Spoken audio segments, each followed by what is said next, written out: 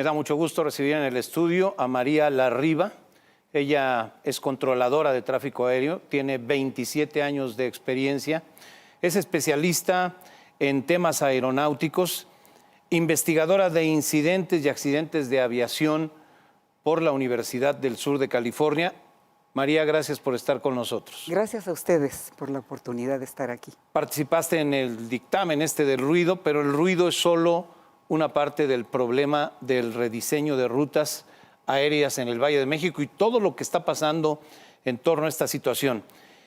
Ayer hubo una falla grave de comunicación entre la torre de control en el aeropuerto de la Ciudad de México, pero también en otros aeropuertos del país, que obligó a que vuelos que habían despegado, por ejemplo, desde Guadalajara o desde Monterrey, debido a la interrupción de comunicaciones, tuvieran que regresar a los aeropuertos de origen para esperar que la falla, que duró algunos minutos, fuera subsanada a fin de reanudar los vuelos. ¿Qué fue exactamente lo que pasó? Lo que ocurre es que nosotros tenemos un sistema donde se concentra toda la comunicación. Para el control de tráfico aéreo es esencial la comunicación aire-tierra, o sea, es el piloto y el controlador interactuando.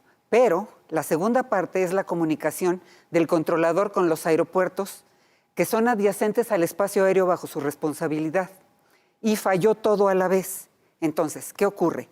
Que si los pilotos se quedan colgados, por decirlo de alguna manera, en el vuelo, lo primero que tengo que hacer es suspender todas las operaciones. Los que están en tierra, no dejarlos salir. Los que acaban de despegar, que se regresen a sus estaciones hasta que se subsane el problema de la comunicación. Ahora, ¿por qué puede ser grave? Bueno, porque la ley nos dice claramente qué debe de hacer un piloto que tiene una falla de comunicación. Él se apega a la información que tiene a bordo sobre su plan de vuelo, su ruta, su altitud, dónde va a descender, dónde va a aterrizar. Y yo como controlador voy a proteger esa aeronave que no tiene comunicación conmigo, separándolo del resto del tráfico. Pero no hay ninguna parte de la ley que nos diga qué hacer si el que se fue es el controlador y dejó a los aviones ahí a media instrucción. Se quedaron colgados. Se quedaron colgados. A ciegas. A ciegas. Entonces, ¿qué pasó en ese momento? Bueno, afortunadamente fue en un día no pico, en una hora no pico. Fue a las 10 de la mañana, con condiciones meteorológicas buenas y poco tráfico. Pero esa situación, con más tráfico o con condiciones meteorológicas adversas o en otro horario, puede ser muy grave. Puede haber acercamientos, puede haber colisiones, pueden pasar muchas cosas. Esto es algo de lo mucho que está pasando de manera irregular en las operaciones aéreas que involucran al Valle de México, María. Para mí es francamente irregular, porque yo estuve 27 años ahí y jamás vi una falla como esta y siempre tuvimos alternativas.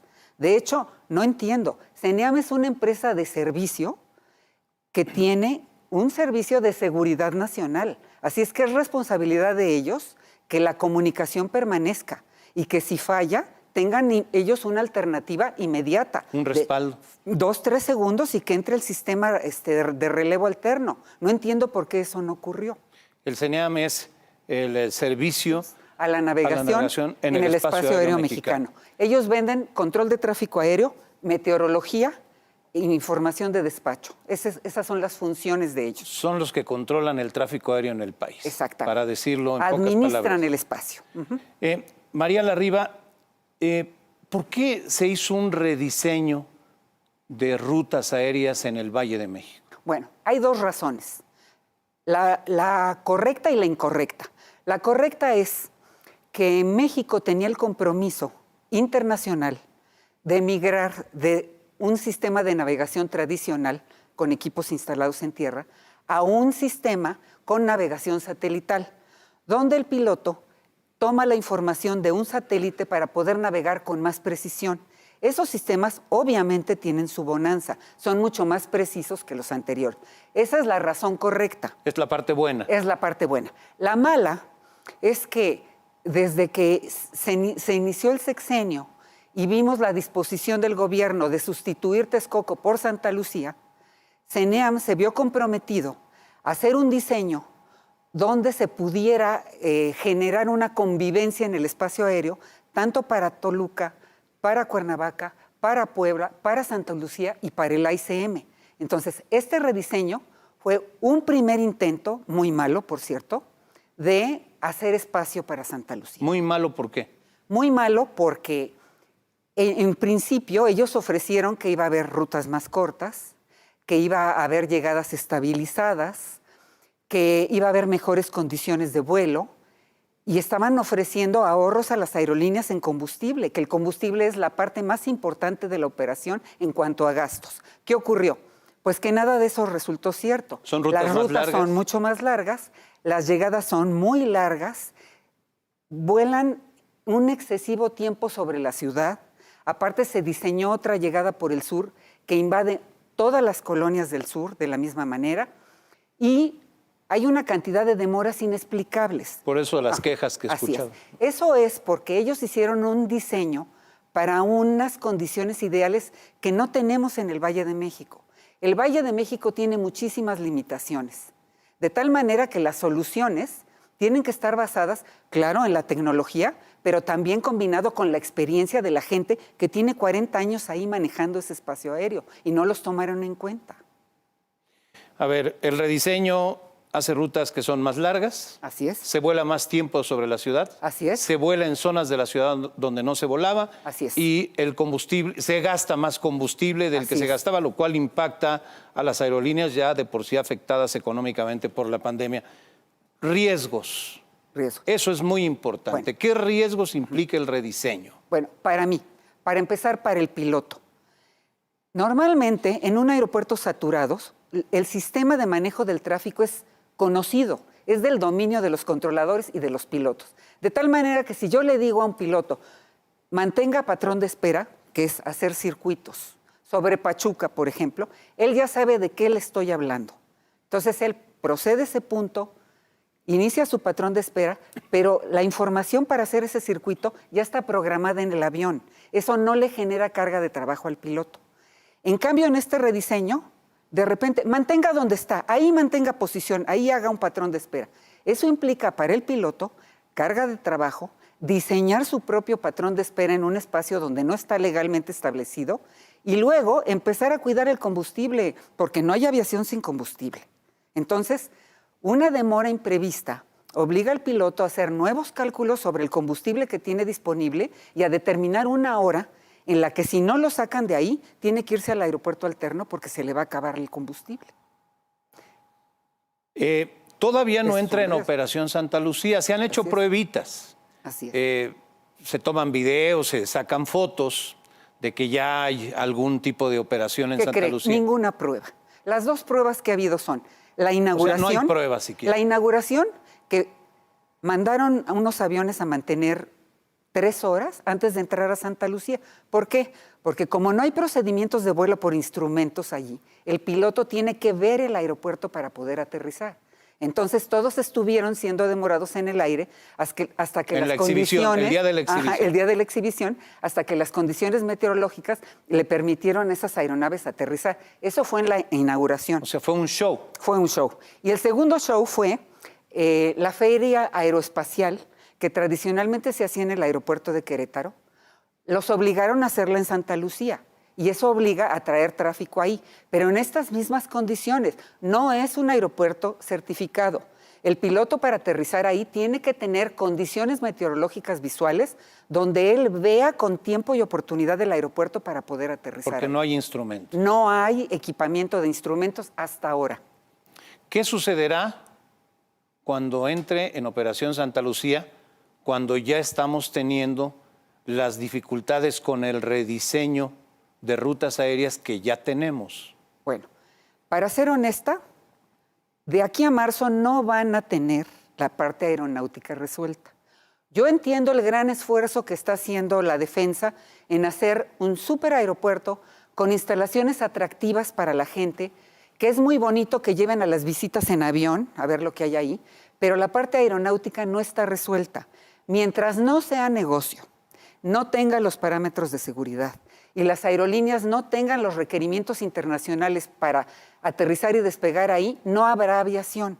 Ahora, tal vez algunos se expongan a operar ahí sin la certificación. Volaris y Viva Aerobús. Pero van a ser vuelos nacionales. ¿Por qué? Porque no hay una autoridad a Guadalajara que les y exija. Monterrey. Así es. Al no estar certificado, no va a haber ninguna autoridad que los recrimine de por qué están operando ahí. Pero, por ejemplo, una aerolínea extranjera o un vuelo internacional, no podemos hablar de eso. Fundamentalmente porque las aseguradoras no van a asegurar a las aerolíneas, a los pasajeros y a los bienes si no operan en aeropuertos certificados. Lo bueno de la aviación es que todo está ensayado, todo está publicado, las reglas son sencillas y el que quiere estar dentro de la ley y que el negocio funcione, tiene dónde acceder a la información. Santa Lucía está fuera de norma. Hasta este momento sí. Yo no sé si en algún momento ellos van a atender lo aeronáutico. Lo que hemos visto hasta ahorita no sirve. Han resuelto el problema. A 3 meses. A 3 meses. De la entrada en operación de Santa Lucía anunciada por el presidente López Obrador, 3 meses y días. Así es. No hay forma de que entre en operación bajo la circunstancia actual. No está dentro de normatividad aeronáutica y menos como aeropuerto civil. Ahora, es mi obligación decir una cosa importantísima. Santa Lucía no puede operar simultáneamente con el AICM. AICM es el Aeropuerto Internacional de la Ciudad de México. Será una operación condicionada. Tendremos que seleccionar qué aeropuerto atender y el otro tendrá suspensión de operaciones mientras se atiende el segundo. ¿No pueden operar simultáneamente? No. Le pongo un ejemplo. Una aeronave que despegue de la pista 22 de Santa Lucía, o sea, con rumbo suroeste, va totalmente en contra con los que están en la aproximación al aeropuerto de la Ciudad de México. No hay cómo. No hay cómo. El espacio utilizable para la organización del tráfico aéreo en el Valle de México es el norte. Y para nuestra desgracia, ahí está Santa Lucía. De tal manera que no podrán operar simultáneamente. A máxima capacidad, no. Podrán en algún momento certificar hasta cierto nivel Santa Lucía. Habrá algunas operaciones. Obviamente el controlador buscará la manera de atender ese tráfico, pero lo que es una mentira es que se van a operar los dos aeropuertos en forma simultánea y a máxima capacidad. Eso no es posible. Hay estudios internacionales que lo avalan de esta manera. ¿Está en riesgo el tráfico aéreo de la Ciudad de México? Cuando hablo de riesgo, hablo del peligro de accidentes, de que ocurran situaciones como las que ya han sucedido. Creo que tenemos algunos ejemplos aquí. Los podemos revisar, los podemos ver, sí, con mucho gusto. Ejemplos de lo que ha sucedido, los vamos a poner en pantalla. Son unas gráficas y si me haces favor, María, ahí están en el monitor. ¿Qué es lo que estamos viendo? Por ejemplo, ahí. Eso es un acercamiento, casi colisión. Es ese avión rojo con el otro que viene de frente en sentido contrario. Si se fijan, se pone en rojo y ahorita se va a poner en rojo el otro. Esa es una alerta de colisión. ¿Esto cuándo pasó? Esto pasó en abril. Ahora, cuando hemos llevado a las autoridades este tipo de información, que es perfectamente válida, son aplicaciones satelitales, nos han dicho, ay, pero si pasaron con 2,000 pies. Vamos a explicar por qué. Hay un equipo a bordo de la aeronave que sirve para evitar colisiones en el último momento. Esa es la función de ese equipo. Entonces, cuando el controlador no vio ese conflicto, ese equipo le va a decir al piloto que ascienda, que descienda, que vire o qué es lo que tiene que hacer. Entonces, aquí no hubo colisión porque ese equipo alertó al piloto de una maniobra evasiva, pero esa no es la manera como se maneja la seguridad. No es lo que tendría que pasar. Aquí estamos viendo otro Bueno, aquí lo que pasó es que el Air France, que es ese grandotote que está amarillo, se le atravesó al que estaba despegando, que es ese rojo. Ese rojo abortó el despegue. Y el otro que pasó del otro lado se fue al aire. Miren, el rojo tuvo que abortar el despegue porque se le atravesó el Air France. Y ese que está volando y que iba a aterrizar se fue al aire también porque hay un avión ahí invadiendo las dos pistas. Eso no debería de pasar. No debe de pasar. ¿Por qué suceden este tipo de cosas? Bueno, aquí hay varias posibilidades. Puede ser que el piloto no entendió la instrucción. Puede ser que el piloto supuso que estaba autorizado y avanzó sin autorización. O bien, que el controlador de torre haya autorizado al otro controlador a que cruce esa aeronave. Es que el espacio aéreo o el área de responsabilidad de la torre de control está dividida en dos partes. Hay un controlador que solo controla la pista, solo despegues y aterrizajes. Y hay otro controlador que se encarga del movimiento de las aeronaves fuera de las pistas. Pero a veces ese controlador necesita cruzar alguna pista con su tráfico. Entonces le pide permiso al otro. Oye, ¿puedo cruzar la pista 5 izquierda con este avión? Y el otro le dice sí o no. También puede ser un error de comunicación entre controladores. Pero ¿por qué como nos vemos, estamos los enterando de incidentes tantos existen. incidentes ahora? ¿Qué está pasando? Es que sí se han incrementado. El rediseño tiene muchos puntos que no fueron considerados. O sea, yo no puedo trabajar de controlador de tráfico aéreo suponiendo que siempre va a haber condiciones ideales. Precisamente la complejidad de mi trabajo es que habrá pilotos que no puedan o no quieran o no entendieron lo que yo les estoy diciendo y que eso genere un conflicto y que yo tenga que tener una alternativa. Y también yo tengo posibilidad de equivocarme y de enmendar en el último momento. Pero un rediseño tendría que ser perfectamente practicado en simuladores. Y no hicieron esas pruebas porque llevamos meses pidiendo que exhiban esas pruebas para nosotros ver cómo probaron esos procedimientos. No los tienen.